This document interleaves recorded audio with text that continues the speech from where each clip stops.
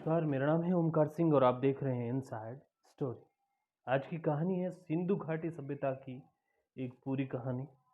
दुनिया की सबसे प्राचीन मानव सभ्यताओं में से एक सिंधु घाटी सभ्यता की शुरुआत 3300 ईसा पूर्व हुई थी। 1827 की बात है। ब्रिटिश फौज में एक सैनिक हुआ करता था, नाम था जेम्स लुइस उर्फ चार्ल्स मेशन। मेशन को पुराने सिक्के इकट्ठे करने का शौक था, इसलिए उसने फौज की नौकरी छोड़ दी और पंजाब के इलाके में विचरण करने लगा। पंजाब के इलाके में कई जगह खुदाई में उसने पुरातन सिक्के मिले। इसी सिलसिले में 1829 के आसपास वो मोंटगोमरी पहुंचा।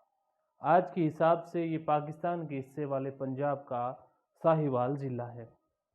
मोंटगोमरी के करीब 25 किलोमीटर दूर हड़प्पा में मेशन को एक पुरातन शहर के अवशेष दिखाई दिए। ये शहर किसने बसाया था या कितना पुराना था, इसका इल्म स्थानीय लोगों को भी नहीं था। मेशन के इस शहर का ब्यौरा अपनी डायरी में दर्ज किया और इंग्लैंड लौट गया। वहाँ पहुंचकर उसने एक किताब लिखी। इस किताब में उसने लिखा, बलूचिस्तान और पाकिस्तान और पंजाब के इलाके में अपने यात्रा का ब्यौरा लिखा, जिसमें हड़प्पा से मिले उसका पुरातन शहर का जिक्र भी था। लगभग इसी दौर में मिस्र और मेसोपोटामिया की सभ्यता के नए नए राज निकले थे। फ्रांस ने मिस्र पर कब्जा कर लिया था और वहाँ खुदाई कर मिस्र की सभ्यता का पता लगा रहे थे। ये खबर पूरे यूरोप में फैल रही थी कि इसी ओर चलते चलते ब्रिटिश अफसरों पर आर्कियोलॉजी का चस्का चढ़ गया। अब बात आती मोहनजोदड़ो और हड़प्पा की खुदाई की। 1861 में ब्रिटिश सरकार ने ईस्ट इंडिया कंपनी से भारत का शासन अपने हाथ में ले लिया और इसी साल स्थापना हुई archaeological survey of India ASI की। इसका पहला डायरेक्टर बनाया गया अलेक्जेंडर कनिंघम। कनिंघम ब्रिटिश फौज में एक अफसर थे और उन्हें शुरुआत में आर्कियोलॉजी का शौक था। मेशन की किताब पढ़कर कनिंघम ने हड़प्पा का दौरा किया। कनिंघम भारत के बौद्ध स्तूपों की खोज में लगे थे, इसलिए शुरुआत में उन्हें लगा कि कोई खोया हुआ बौद्ध शहर है। यहाँ उन्हें कुछ सिल्स भी मिली। उन्होंने थ्योरी दी कि ये सिल्स भारत से बाहर लाई गई थी और हड़प्पा से मिले अवशेष 1000 साल पुराने हैं। 1904 में ASI के डायरेक्टर बने जॉर्ज मार्शल ने दयाराम साहनी को हड़प्पा की खुदाई का काम सौंपा। लगभग उसी साल सिंध प्रांत में एक और साइट पर आसपास कुछ अवशेष मिले। ये मोहनजोदड़ो था। जॉन मार्शल ने DR भंडारकर और RD बनर्जी को इस साइट की इंस्पेक्शन का काम सौंपा। 1923 में बनर्जी ने मार्शल को बताया कि ये अति पुरातन काल का शहर हो गया है। बनर्जी ने ये भी नोट किया कि हड़प्पा और मोहनजोदड़ो में कई समानताएं थी। दयाराम साहनी और बनर्जी ने नोट मिलाए। अंत में 1929 में जॉर्ज मार्शल ने लंदन की एक मैगजीन में घोषणा की कि उन्होंने एक पुरातन सभ्यता की खोज की, जिनका नाम है सिंधु घाटी सभ्यता या इंडस सिविलाइजेशन। चूंकि पहली खोज हड़प्पा में हुई थी, इसलिए उसे हड़प्पा सभ्यता भी कहा जाता है। मोहनजोदड़ो की खुदाई का काम 1925 में शुरू हुआ, जो 1931 तक चला। 1947 में बंटवारे के बाद ये हिस्सा पाकिस्तान में चला गया। आगे चलकर हरियाणा और पंजाब के इलाके में बहने वाली गग्गर हाकरा नदी के किनारे और कई साइट्स मिली। ऐसा भी माना जाता है कि गग्गर हाकरा असल में सरस्वती नदी थी, जिसका में वर्णन पौराणिक कथाओं में मिलता है। बहरहाल साल 2002 तक हड़प्पा सभ्यता की 1000 से ज़्यादा साइट्स खोजी जा चुकी थी। 2008 की एक रिपोर्ट के अनुसार इसमें 616 साइट्स भारत में हैं, जबकि 406 पाकिस्तान के हिस्से में हैं। सिंधु घाटी सभ्यता के 5 शहर प्रमुख हैं: मोहनजोदड़ो, हड़प्पा, धोलावीरा, गनेरीवाला और राखीगढ़ी।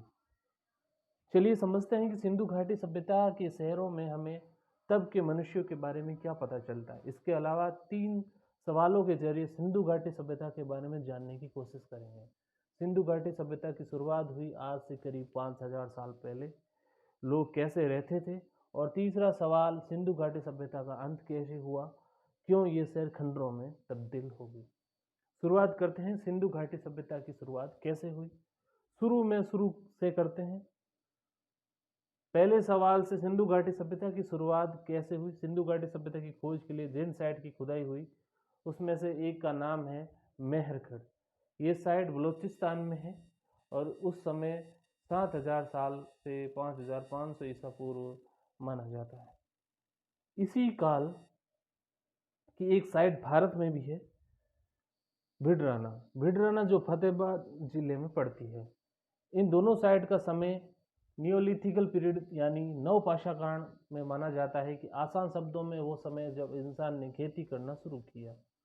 इसे पूर्व हड़प्पा कालीन सभ्यता या पूर्व हड़प्पा काल भी कहा जाता है, क्योंकि इस काल में सभ्यता की शुरुआत नहीं हुई थी, बस छोटी छोटी बस्तियों का निर्माण हुआ था।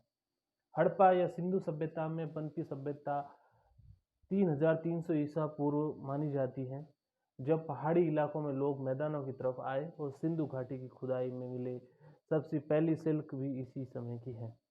सिंधु और घग्गर घाघरा सहित बाकी नदियों के किनारों पर इलाका बहुत उपजाऊ था, इसलिए इन नदियों के किनारे लोगों ने खेती करना शुरू किया। इसी समय लोगों ने मटर, तिल और कपास की खेती शुरू की। फिर 2600 ईसा पूर्व आते आते नगरों की शुरुआत हुई। इसी काल में लोगों की बड़ी बड़ी दीवारें, चार दीवारी बनाकर अनाज भंडारण प्रक्रिया शुरू की। मिट्टी के बर्तन बनाना भी इसी काल में शुरू हुए थे। 2600 ईसा पूर्व से लेकर 1900 ईसा पूर्व के मध्य सिंधु घाटी सभ्यता का स्वर्णिम काल माना जाता है।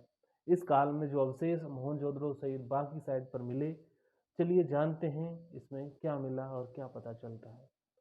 Town planning. पुरातत्वविद के अनुसार मानव सभ्यता 6 अलग अलग स्थानों पर स्वतंत्र रूप से उभरी। इनमें से प्रमुख है सिंधु घाटी सभ्यता, मेसोपोटामिया, मिस्र और चीन की सभ्यता। सिंधु घाटी सभ्यता की खास बात यह है कि ये सबसे बड़ी और सबसे बड़े इलाके में फैली सभ्यता है। फैलाव। अपने शीर्ष पर सिंधु घाटी सभ्यता का फैलाव लगभग 10 लाख किलोमीटर के इलाके में था, जिससे लगभग 50 लाख लोग रहते थे, ऐसा अनुमान लगाया जाता है। अलग अलग हड़प्पन इलाके का मुख्य नगर के इर्द गिर्द बनाए गए ये नगर का निर्माण भी एक विशेष प्लानिंग के तहत हुआ। हर शहर के दो हिस्से थे, एक ऊपरी गढ़ और एक निचला गढ़। ऊपरी गढ़ में सभी मुख्य इमारतें होती थी, मसलन गोदाम जिससे अनाज भंडारण होता था। ऊपरी गढ़ की जो जमीन कुछ ऊंचाई पर बनाया जाता, जिसमें चारों तरफ से चार दीवारी होती थी। इसके बाद निचला गढ़ जो चार दीवार से घिरा होता है, ये मुख्य शहर या जहाँ लोग रहते हैं और इसे ब्लॉक्स में आकार बनाया जाता है। ब्लॉक्स के बीच में सड़कें निकलती है, जिनकी चौड़ाई लगभग 10 मीटर के आसपास होती थी, लगभग 2 बैलगाड़ियों से निकलने की जगह के बराबर। इसके अलावा घरों के बीच से छोटी छोटी गलियां निकली थी। शहर के निर्माण के लिए ईंटों का इस्तेमाल किया गया है। शहर की नींव में भट्टी की इकाई पक्की ईंट बनी लगती है और दीवारों पर कच्ची। इन ईंटों की गुणवत्ता इस कदर होती है कि इसके लिए एक किस्सा सुनिए। जब हड़प्पा और मोहनजोदड़ो की खोज की गई, जो धीरे धीरे यहाँ से ईंटें गायब होने लगी। पता चला कि कॉन्ट्रैक्टर ब्रिज आदि बनाने में इसे इस्तेमाल करने लगे। यहाँ तक कि स्थानीय लोग ने इन ईंटों के अपने घर बनाने के लिए भी ले जाने लगे।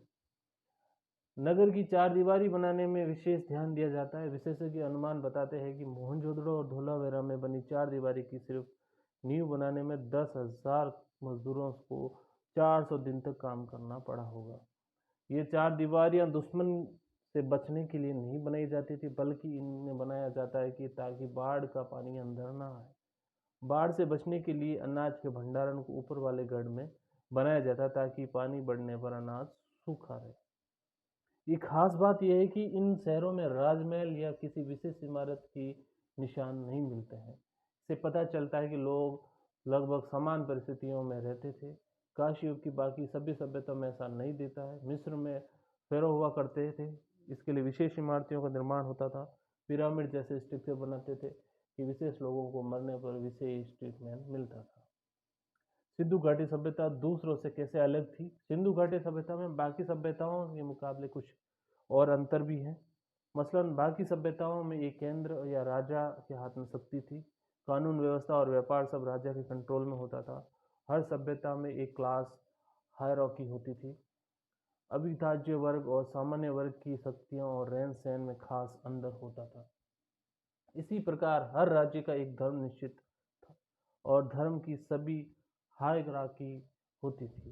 पुरोहितों के लिए भवन बने होते थे, विशालकाय मंदिरों, धार्मिक संरचनाओं का निर्माण था। अधिकतर सभ्यताओं में सेना होती थी और गुलाम जैसी प्रथाएं भी चलती थी। जबकि सिंधु घाटी सभ्यता में ऐसा कुछ नहीं था। किसी राजधर्म के कोई संकेत नहीं मिले, ना ही किसी धार्मिक संरचना के सबूत मिले। खुदाई में मिले अवशेषों के अनुसार सिंधु घाटी सभ्यता से सबसे ज्यादा मूल्य पानी और सफाई को दिया गया था। सिंधु घाटी सभ्यता की पहचान उसके सीवर सिस्टम और नालियों के नेटवर्क से होती है। हर घर में अपना एक बाथरूम होता है जिसमें टाइल्स लगी होती है। दीवार और जमीन की ईंटों पर तार लगाकर वाटरप्रूफ बनाया जाता था। बाथरूम में एक नाली मिलती है और वहाँ से बाहरी पानी निकलता है। ये पानी शहर के नीचे बने नालियों के नेटवर्क में मिल जाता है और ये नालियाँ उस पानी को शहर से बाहर ले जाती हैं। प्लम्बिंग और सीवर सिस्टम से ऐसी मिसाल किसी दूसरी सभ्यता में नहीं मिलती। सीवर सिस्टम इतना उन्नत है कि बहुमंजिली इमारत भी इसमें कनेक्ट है। हर मंजिल में एक नाली दीवार के सहारे नीचे आती है, अंडरग्राउंड सीवर सिस्टम में मिल जाती है। अब बात आती है द ग्रेट बाथ। सिंधु घाटी सभ्यता में पानी का मूल्य कितना है इसका पता एक खास संरचना से चलता है। मोहनजोदड़ो का बड़ा जलकुंड, जिसे द ग्रेट बाथ कहा जाता है, इसकी खासियत यह है कि सिर्फ मोहनजोदड़ो के अवशेषों में मिलता है और किसी साइट पर ग्रेट बाथ के निशान नहीं मिलते। इस ग्रेट बाथ की गहराई 2.4 मीटर है, जिससे पक्की ईंटों की दीवार से वाटरप्रूफ बनाया जाता है।